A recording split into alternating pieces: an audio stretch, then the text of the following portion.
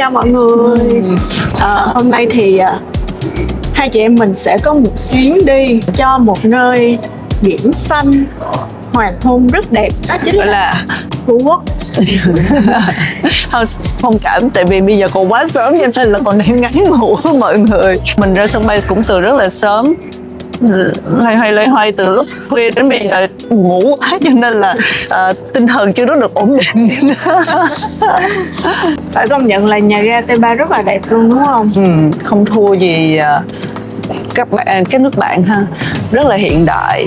Có cái hệ thống check-in tự động là như thích nhất, vì mình khỏi phải đứng xếp hàng chờ rất là lâu. Nếu như mà các bạn tìm hiểu một chút xíu rồi có thể mình nó check-in tự động được, nó rất là tiện lợi và nhanh chóng. Hai chị em sẽ trải nghiệm khoảng một tuần ở đây. Chắc là cũng là ăn uống, ngắm cảnh. Mà bây giờ mình tìm hiểu về Phú Quốc thì thấy quá là đẹp luôn. Quá đẹp. Cũng lâu rồi mình không đi ha. Rất lâu rồi Trang và Duyên không có đi Phú Quốc. Lần này hy vọng rằng sẽ có những cái vlog thật đẹp tại Phú Quốc. Và mọi người nhớ ủng hộ Trang và Nhi nha. Let's start.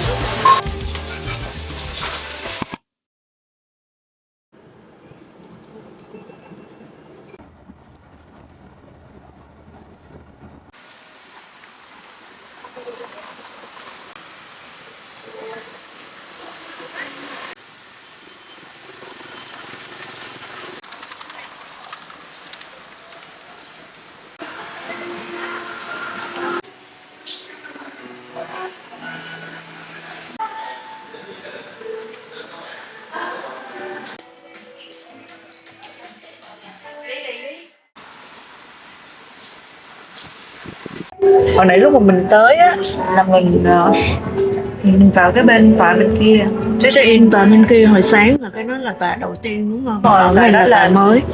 bên đó là sẽ có 2 tòa, cái tòa mình check in là sẽ là Brahma.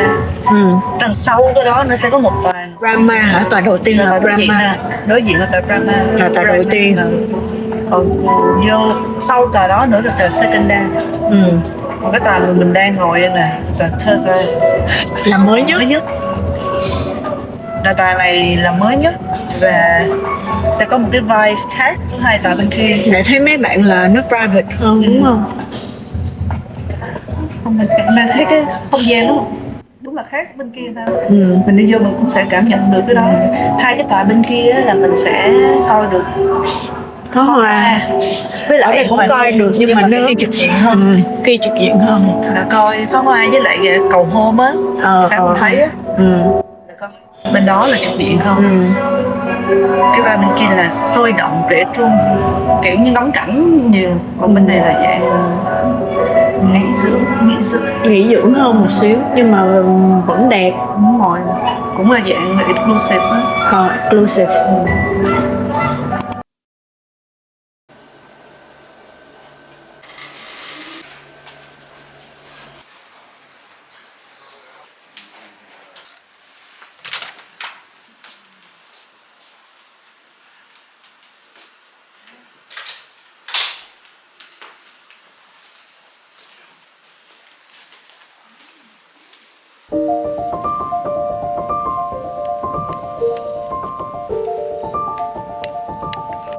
Dear Song Yến, welcome to the fabulous La Festa Phú Quốc. Hero Collection by Hilton. Wishing you an inspiring and memorable stay.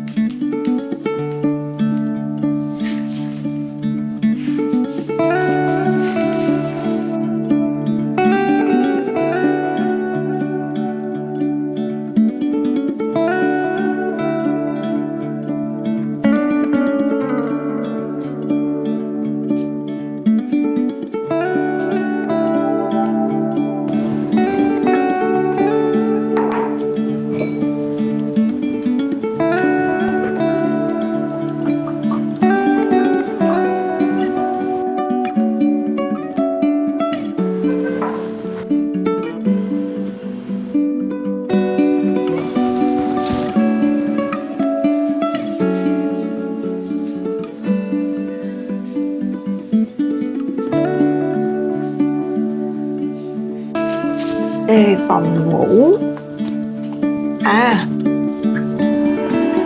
View là nhìn ra tòa cũ nè, nhìn thấy xuống Sunset Town.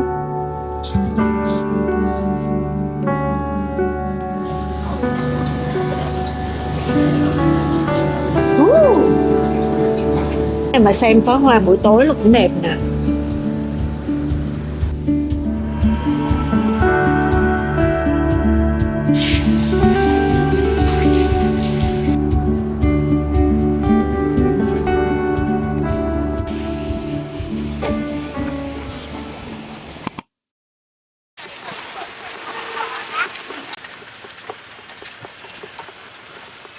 Buổi chiều hôm nay thì tụi mình sẽ dành thời gian để đi dạo Sunset Town, là một tổ hợp kiến trúc mang đậm phong cách Địa Trung Hải tại Phú Quốc.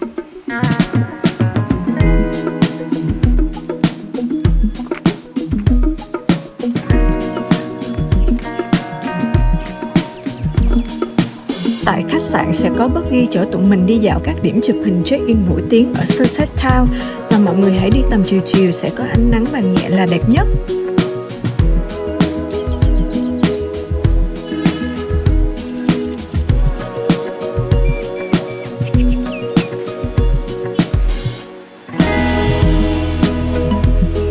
Với những kiến trúc màu sắc nổi bật, mỗi góc đều được chăm chút để trở thành background hoàn hảo cho những bức hình check-in.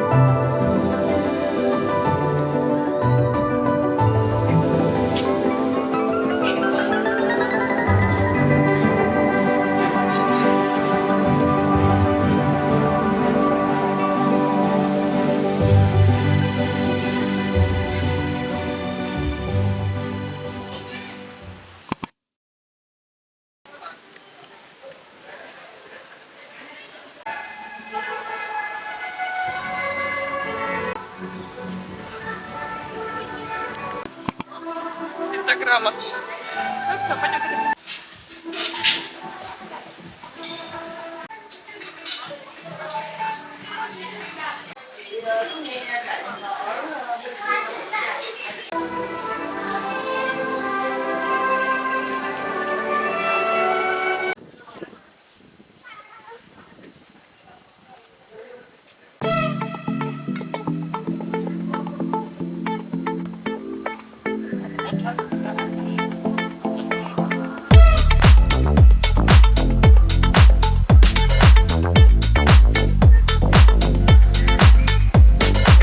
này ở Ý nó rất là nổi tiếng Công thức của tụi em là công thức classic food, nó khác hẳn với những cái chỗ khác là thường mình đi hay ăn á, mình gọi carbonara thì mình thấy là người ta có bỏ hành với lại sốt kem ở trong. Còn mì Ý của chúng em là chuẩn classic thì nó ở trong đó chỉ có gồm nước dùng, lòng đỏ trứng, phô mai pecorino và một ít guanciale tức là guanciale đây tức là thịt muối của Ý.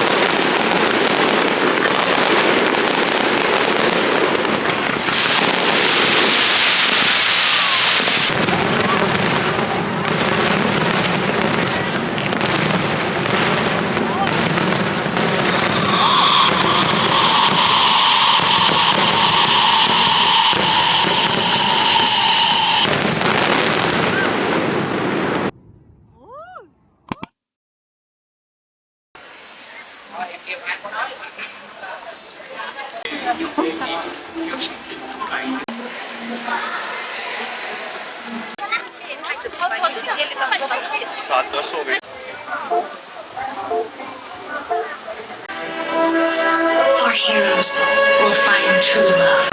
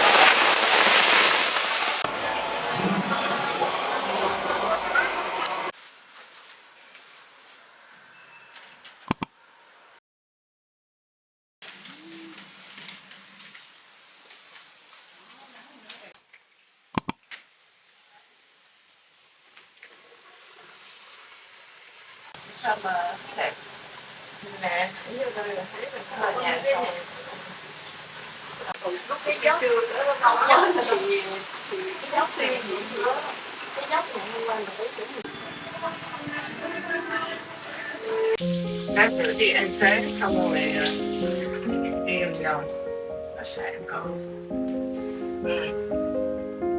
Trời thôi, mấy nay trời bị nóng. Ngoài đây nóng.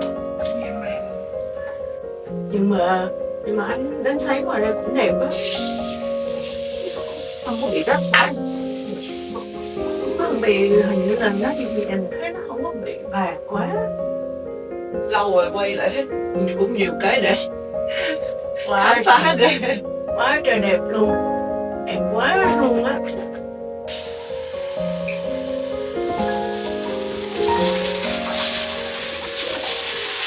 Cái gì không gì mặc bikini. Trời ơi, tôi có đi Hawaii đâu mà mặc bikini. Đâu mà đây.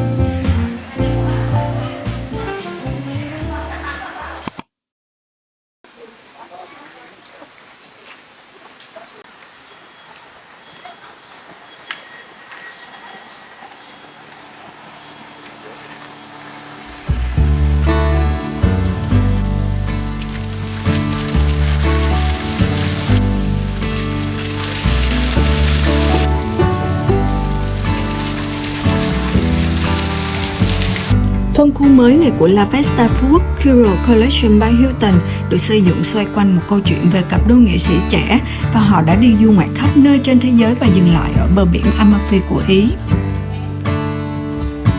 Tòa Thơ Gia được thiết kế như là một nơi lưu giữ những món quà và kỷ niệm trên hành trình đi du ngoạn của cặp đôi này.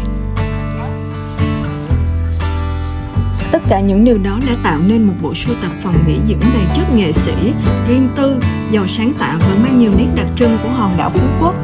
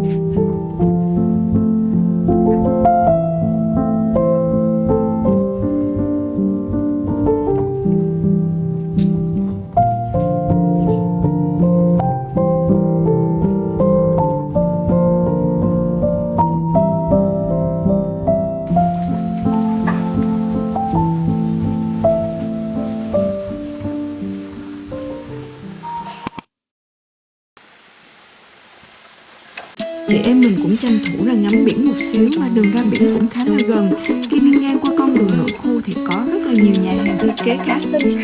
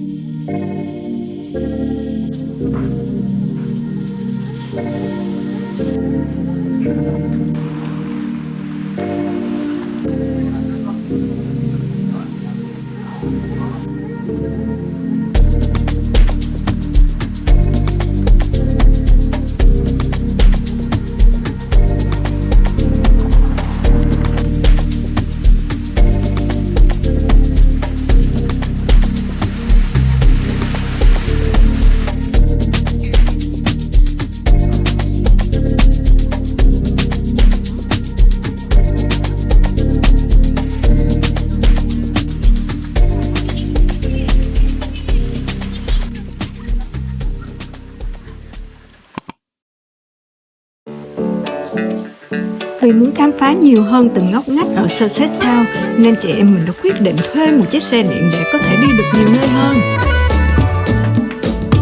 Nội khu Sussex Town có rất là nhiều hàng quán với thiết kế theo mô hình kiểu Địa Trung Hải, cho nên khi đến đây thì bạn sẽ có cảm giác như là lạc vào một khu phố thu nhỏ của Tây Ban Nha hay là Ý vậy.